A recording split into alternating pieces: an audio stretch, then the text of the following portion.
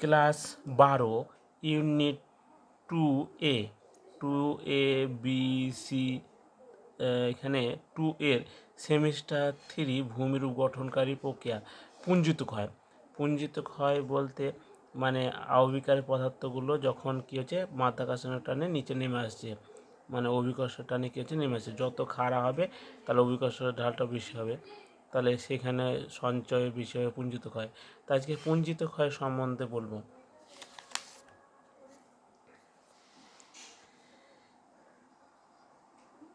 পুঞ্জিত ক্ষয়ের জন্য দায়ী প্রধান শক্তি হলো এখানে অপশন বি, অভিকর্ষ বল।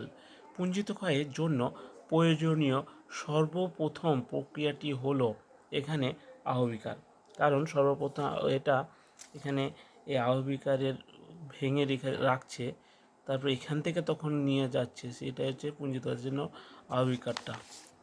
এখানে আহবিকার উত্তর হবে।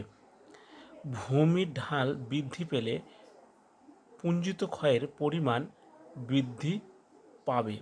তাহলে ভূমির ঢাল যদি খুব খাড়া হয়, ধরো ভূমির ঢাল এটা তো একটু মৃদু আছে, যদি ভূমির ঢাল খুব খাড়া হয়, এভাবে যদি খুব খাড়া হয় তাহলে তার বৃদ্ধিও বেশি হবে, তারা এখানে বৃদ্ধি পাবে। নিম্নে যে উপাদানটি পুঞ্জিত ক্ষয়ের সঙ্গে সম্পর্ক নয়, তার নিচে কোনটা সম্পর্ক নয়? বৃষ্টিপাত, ভূমির ঢাল, অভিকর্ষ বল, সি উষ্ণতা। তাহলে উত্তর উষ্ণতা যুক্ত নয়। বাকিগুলো বৃষ্টিপাত, ভূমির ঢাল, অভিকর্ষ বল এগুলো সব যুক্ত আছে, তাই উষ্ণতা যুক্ত নয়, তাহলে সি উত্তর। পুঞ্জিত ক্ষয়ের পূর্ববর্তী পর্যায় নয় সেটি এখানে কোনটা? না, পূর্ববর্তীর সঙ্গে যুক্ত না।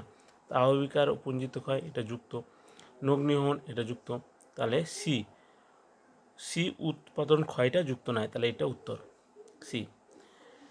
ধস, মৃত্তিকা বিপর্যয় হলো যে ধরনের প্রক্রিয়া উৎকৃষ্ট উদাহরণ, তাহলে এখানে উত্তর পুঞ্জিত ক্ষয়। পুঞ্জিত ক্ষয় ধারণাটা সর্বপ্রথম প্রদান করেছেন কে? তা উত্তরটা CFS শার্প সর্বপ্রথম এই পুঞ্জিত ক্ষয়টা বলেছিল, সর্বপ্রথম বলেছিল শার্প, 1938 খ্রিস্টাব্দে বলেছিল পুঞ্জিত ক্ষয় সম্বন্ধে।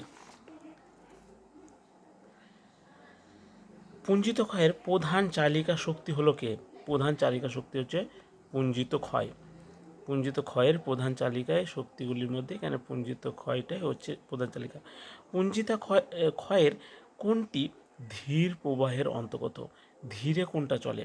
তাহলে পুঞ্জিত ক্ষয়ের ধীর প্রক্রিয়াগুলি দেখে এবার। ধীর প্রক্রিয়া হচ্ছে এখানে যেমন মৃত্তিকা বিসর্পণ, শিলা, তারপরে ট্যালাস, শিলার হিমবাহ, তারপরে সলিডিফিকেশন, এগুলো হচ্ছে ধীর প্রক্রিয়া। আর দ্রুত হচ্ছে ভূমি মৃত্তিকা প্রবাহ, কর্দম প্রবাহ, অবস্করণ প্রবাহ ইত্যাদি। তাহলে এখানে প্রশ্ন কী ছিল? পুঞ্জিত ক্ষয়ের কোনটি ধীর প্রক্রিয়া? তাহলে কোনটা ধীর প্রক্রিয়া? এখানে উত্তর হচ্ছে মৃত্তিকার বিসর্পণ। তাহলে এখানে পুঞ্জিত ক্ষয়ের কোনটি ধীর প্রক্রিয়া? মৃত্তিকার বিসর্পণ। তাহলে মৃত্তিকার বিসর্পণটাই হচ্ছে ধীর প্রক্রিয়া, কারণ কর্দম প্রবাহটা দ্রুত। তাহলে এখানে উত্তর মৃত্তিকার বিসর্পণ, কারণ এটা ধীর প্রক্রিয়া আর এটা দ্রুত প্রক্রিয়া। তাহলে আজকে এইটুকু।